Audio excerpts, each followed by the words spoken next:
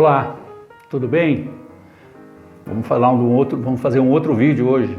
E esse vídeo trata de um assunto muito interessante, chama-se planejamento estratégico.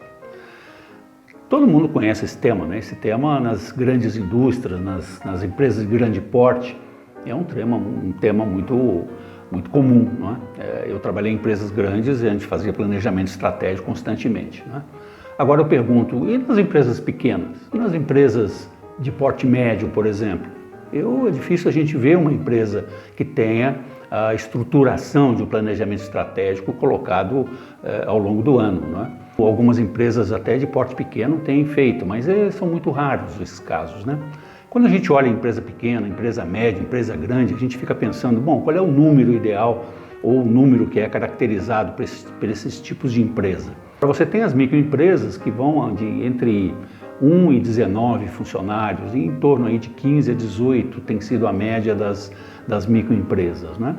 A classificação para empresas de pequeno porte vai de 20 a 190, 199 funcionários. As empresas de médio porte já vão entre 100 e 499 aproximadamente, e as de grande porte vão acima de 500, né? Então, não estamos falando de empresas de grande porte, nós estamos falando de empresas de pequeno porte e de médio porte. Esse é o público-alvo dessa fala de hoje. Vamos tratar desse assunto, vamos navegar um pouco nesse assunto de uma forma bem sintética, ok? Então, vamos lá, me acompanhe.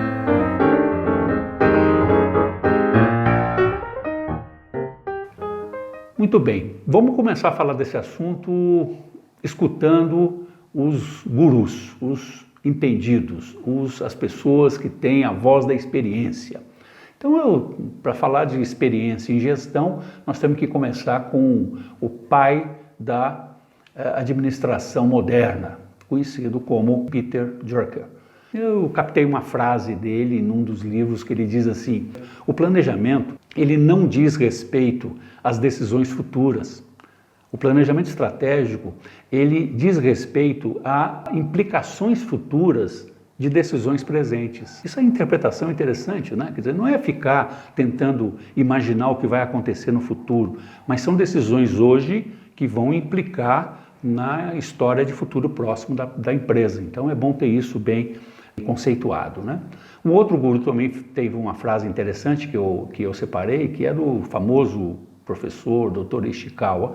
Dr. Ishikawa tem uma frase muito famosa que diz assim: é preferível realizar o aproximadamente hoje do que exatamente o nunca. Essa frase é muito interessante, né? Quer dizer, se o cara diz assim, não, na hora que eu tiver todas as ferramentas que eu conseguir fazer, eu faço. Você não vai fazer nunca. É melhor que você vai fazendo domesticamente, né? Vai tocando e aí você vai aperfeiçoando, é isso que ele quer dizer. Mas faça, né? Precisa se tomar uma decisão e uma atitude. Então, o planejamento é uma coisa muito importante para poder manter a empresa viva, né? Manter a empresa sustentável. Bom, para fazer o planejamento estratégico, eu proponho 3 ações. A primeira ação é uma ação importantíssima, eu chamo assim de ação prévia do planejamento, que é a análise de cenário. A análise de cenário faz parte do planejamento estratégico. A segunda parte é a decisão de qual metodologia nós vamos usar, qual método, não é? E fazer a aplicação desse método. E a terceira fase, importantíssima, que é a aplicação dos planos de ação. Eu volto a afirmar, estabelecimento de plano de ação é uma das partes mais importantes do planejamento estratégico. Planejamento estratégico sem plano de ação não serviu para absolutamente nada, jogou-se dinheiro fora e perdeu-se tempo, com absoluta certeza. Bom, vamos falar de cenário primeiro. Existe um cenário, eu até adaptei aí uma expressão a mais, mas um cenário que nos dá uma orientação de o que fazer nessa primeira análise, né? Esse é um acrônimo de uma expressão chamada PESTEL mais P. Essas letras significam exatamente uma análise completa de cenário. O primeiro P é o P de político, o cenário político. Nós precisamos, para fazer planejamento estratégico, tem que saber exatamente para onde está indo, né, a política, né? Nós temos um caso recente em São Paulo de uma decisão política sobre o ICMS e provocou um pandemônio aí nas empresas de porte médio, né? Então, é preciso saber exatamente para onde estão indo essas decisões políticas para você poder se preservar, né, como empresa nesse cenário todo.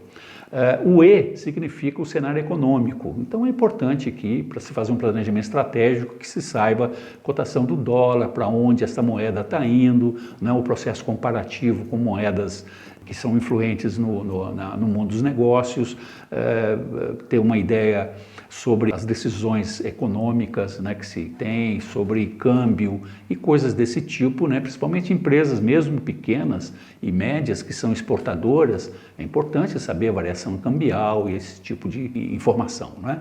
E o S é o cenário social. O cenário social influencia muito o planejamento das empresas, porque principalmente na área trabalhista, né? Nós tivemos uma revisão trabalhista não faz tanto tempo assim, né, da lei trabalhista, e muita coisa mudou, né, com relação à contratação terceirizada, quarteirizada, com relação à contratação de pessoas jurídicas, né? Enfim, então é importante ter uma ideia exatamente para onde está indo, e está indo por um horizonte que nós precisamos entender um pouco como será a relação trabalhista nos próximos anos. Ok? Bom, visto isso, vamos para um outro cenário, que é o cenário da letra T, que é o cenário tecnológico. Não é? Esse cenário tem uma influência incrível nas empresas, né? Tem algumas atividades hoje que amanhã não poderão ser feitas, né? Tem funções hoje na empresa que vão ser substituídas por sistemas, né? Então, o avanço da tecnologia vai mexer muito em curto prazo com as decisões, com a gestão das empresas, e as pequenas empresas e médias podem até sofrer muito mais, não é? Então, é importante ter uma ideia mais próxima do futuro, não é, com relação à tecnologia. Estamos aí na terceira, na quarta letra, agora vamos para a letra E. A letra E é a letra do ecológico. Nós temos uma série de definições que estão ficando cada vez mais severas nessa área, né? Principalmente na área de meio ambiente, que muitas empresas podem ser afetadas, né? Tem algumas, por exemplo, as decisões com relação à economia circular, por exemplo, né? Você que está produzindo hoje, quando eu falo em produto, eu estou falando em bens e serviços, não é? Você tem hoje um produto que pode sofrer algum tipo de sanção em função de meio ambiente, pode sofrer alguma sanção em relação, por exemplo, às regras de economia circular. O que vai acontecer com o meu produto depois do ciclo de vida útil dele terminar? Não é? Ele vai ser sucateado, ele pode ser jogado em qualquer lugar. Eu tenho que pensar isso durante o projeto, durante a produção, não é? Essa economia linear, ela está acabando. Nós temos que pensar agora com esse impacto ambiental. A letra L é a lei do legal, a lei do jurídico, a lei é a parte legislativa, né? Que influencia na gestão das empresas, né? Então pega o exemplo da Lei 13.709, né, a Lei Geral de Proteção de Dados, né, que já tem até uma Autoridade Nacional de Proteção de Dados, vai começar recentemente a parte punitiva para quem não estiver controlando os dados da sua empresa. Dados significa cadastro de cliente, cadastro de fornecedores, informação sobre empregados, né? Esse tipo de gestão é importante às empresas, e não importa se é grande, pequena, média, todas estarão conforme o que rege essa lei 13.709, né?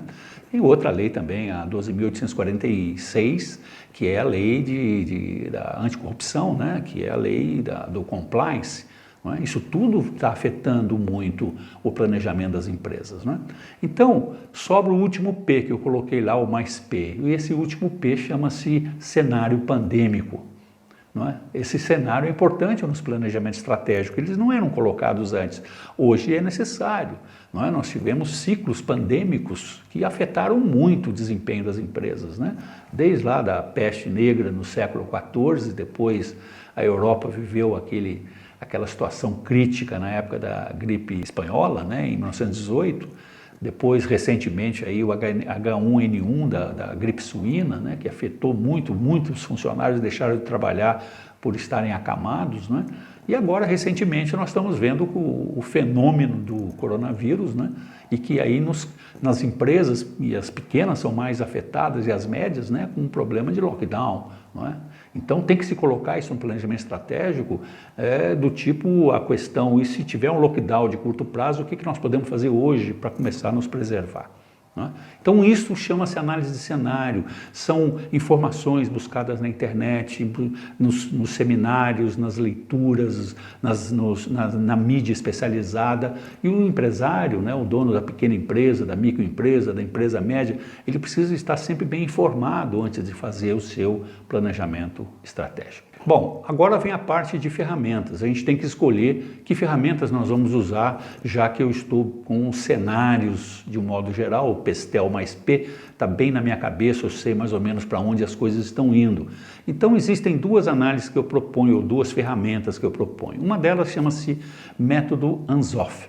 Anzov foi um russo naturalizado americano que foi chamado de pai da gestão estratégica, né? O Igor Anzov. Isso foi na década de 50. Ele era um engenheiro, matemático, e ele criou uma análise de quadrantes em que ele colocou, de um lado, ele colocou o produto, do outro lado ele colocou o mercado. E ele faz essa comparação. E para os dois, ele colocou uma segunda variável, que é existente e novo. Então você tem produto existente e produto novo, e você tem um mercado existente e um mercado novo. Esse existente significa...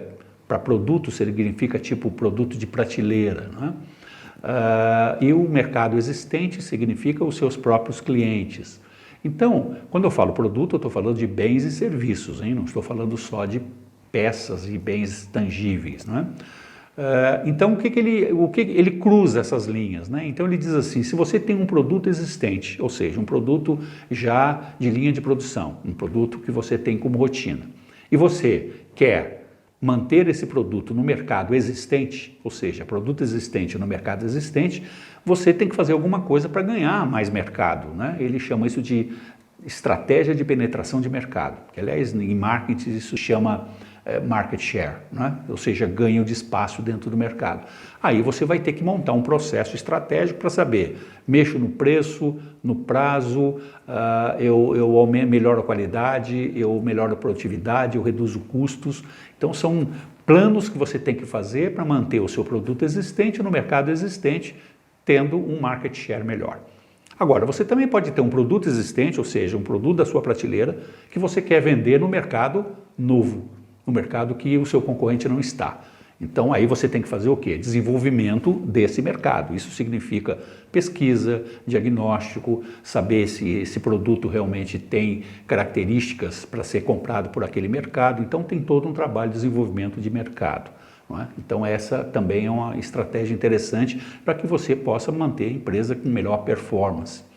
Agora, olhando para o outro lado, para fechar esse quadrante, ele tem mais duas ações. Uma delas é que se você conseguir colocar um produto novo, ou seja, não é da sua linha de produção, mas você criou um produto novo, tá certo? Você desenvolveu um produto novo e esse produto novo você pode colocar no mercado existente, ou seja, o mercado dos seus próprios clientes. Como é um produto novo, deve haver interesse deles. Então, isso é uma forma de ganhar estrategicamente mais performance na empresa, não é? Ou mais resultados para a empresa.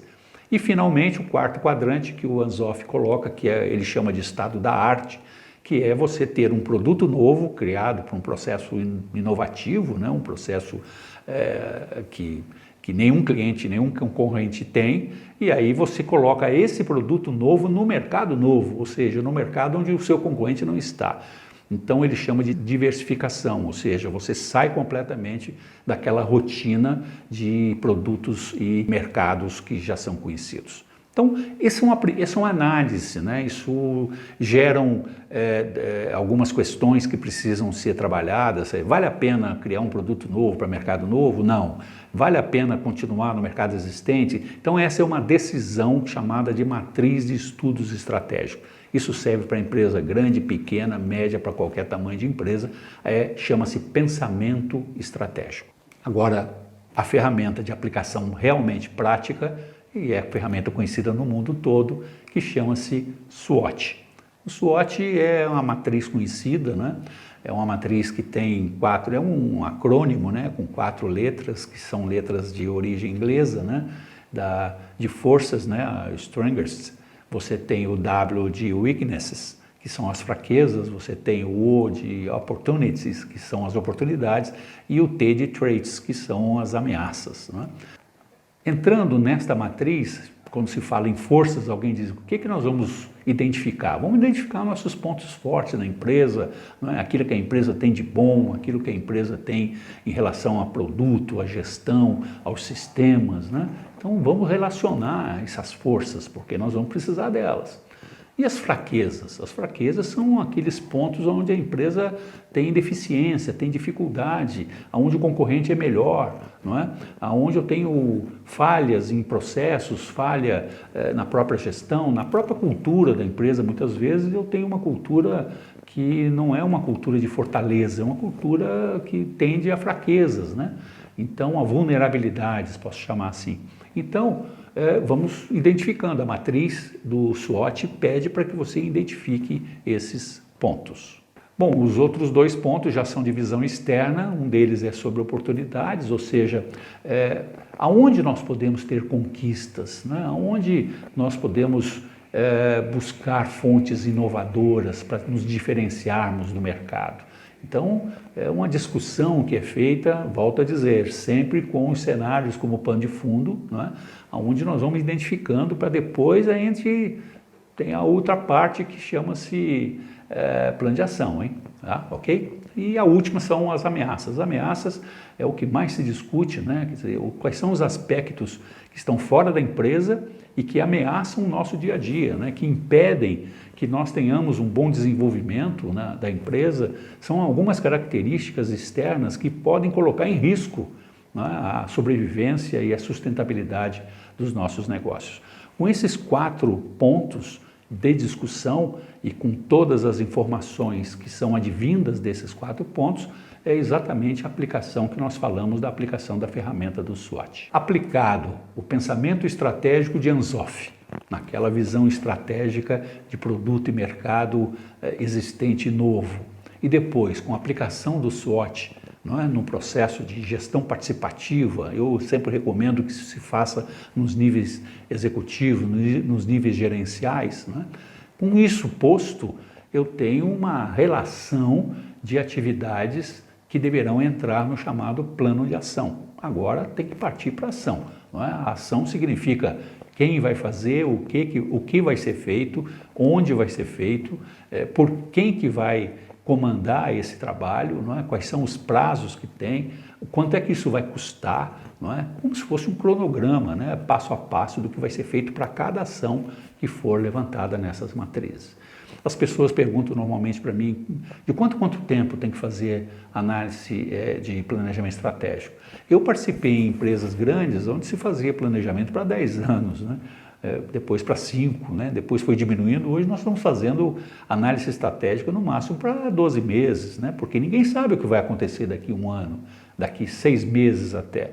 Então as empresas, hoje é recomendável, mesmo as pequenas empresas, a fazer isso uma vez por ano. E refaz se realmente algum cenário mudar completamente. O planejamento estratégico, meus amigos, é uma ferramenta muito importante. É uma ferramenta que ajuda a competitividade da empresa, ajuda a sustentabilidade dela desse mercado.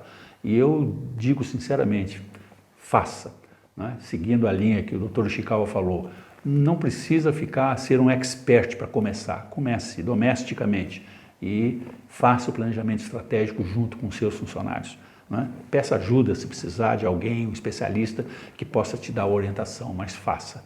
A sua empresa vai ser um diferencial, com absoluta certeza. Vale a pena fazer esse trabalho. Espero que eu tenha ajudado. Até o próximo vídeo. Um abraço.